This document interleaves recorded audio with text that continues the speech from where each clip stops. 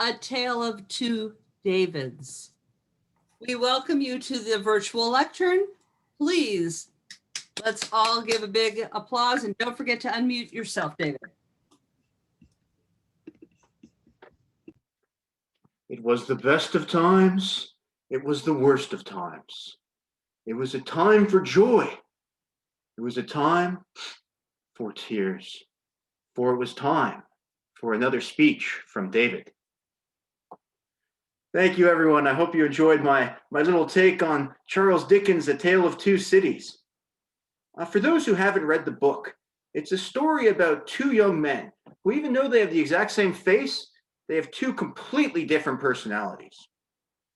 Well, that story, it really speaks to me because sometimes I feel like I too have two different Davids living inside my head. That's why I really wasn't surprised when I took the Toastmaster communication test. It was a tie between two different styles. My first style was analytical. We analytical types, we love to crunch the numbers. Facts, figures, data, graphs, I love them all. I love hearing this information and I love sharing this information.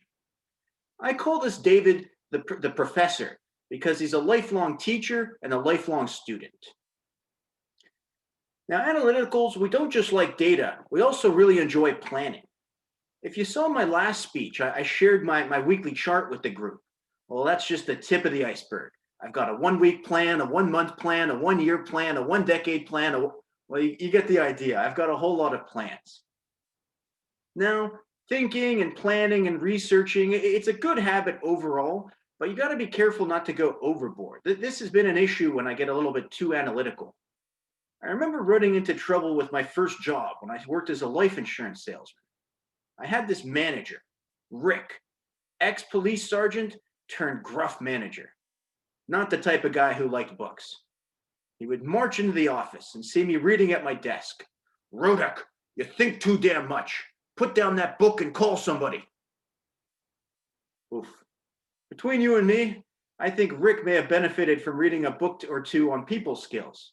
But he did have a point. I spent a whole lot more time reading rather than selling, which is why I'm no longer in that job.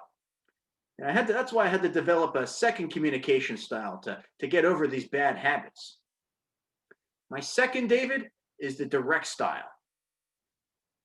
Now, direct David, I would describe him as the CEO because he's always looking to get the job done. When he communicates, it's short, sweet, and to the point. What's the goal? How are we going to get there? And more importantly, when? If you've got a tough project and the pressure is high, direct David is the guy you want to turn to. Now, the downside of this direct style is you can be so focused on goals, sometimes you can trample over people. You aren't really thinking about their emotions. I suspect my old friend Rick, he was probably a direct communicator. And I've had this issue too. When I was younger, I could sometimes be a little impatient, a little bit blunt with people who I thought were moving too slow. I have to say, Toastmasters, I think, really helped me soften those edges. Doing the evaluations, the mentorship, I think that helped me be a little bit better with my direct style.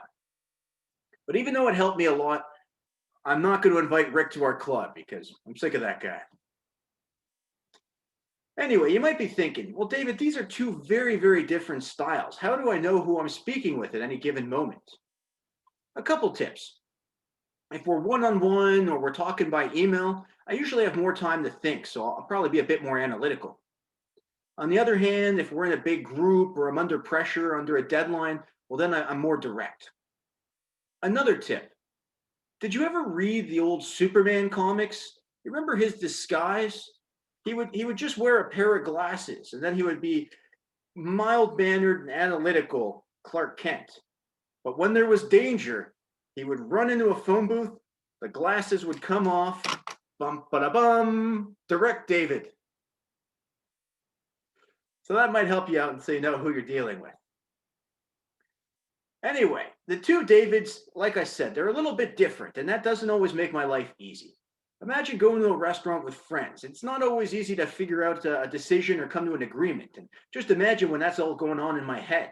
One hungry, angry David is bad enough, but two angry ones can be a big mess. My analytical side, he'll want to look at the menus, read the reviews, study to find the perfect place. Whereas Direct David, he's in a hurry. He just wants to pick a place, eat, and move on to the next job. So sometimes they have a little bit of an argument. But after they've shared a nice meal, they calm down, and then it's good because they do work quite well as a team. Another example was writing this speech. Well, I looked up the topic weeks ago, and I really went into analytical mode. I was watching the videos, reading the instructions, started thinking some clever titles, maybe some jokes. I even took some extra personality type tests online to get ready. I was thinking and thinking and thinking, and all of a sudden, oh my goodness, it's Monday. I haven't even begun my script. It was an emergency, so you know what that means. Bum, bum, bum, bum. Direct David. He sprung into action and wrote a script within an hour. I was ready to crack a beer and call it a night when I heard this voice. Are you sure you shouldn't practice? Okay, Professor David, I'll practice one time to make you happy. And it's a good thing I did because that first script was 7 minutes too long. It's not always easy, but when the two Davids work together, they're a great team. And I wouldn't trade having two communication styles for the world.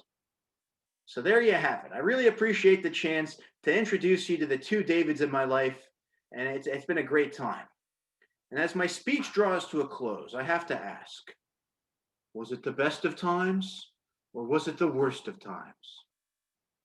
Well, I'm seeing a few smiles, especially on the Simba doll, so I hope for the audience it was more the best of times, which is good, because that concludes our tale of two Davids. Thank you.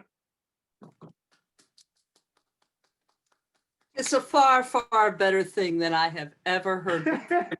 Thank you. All right.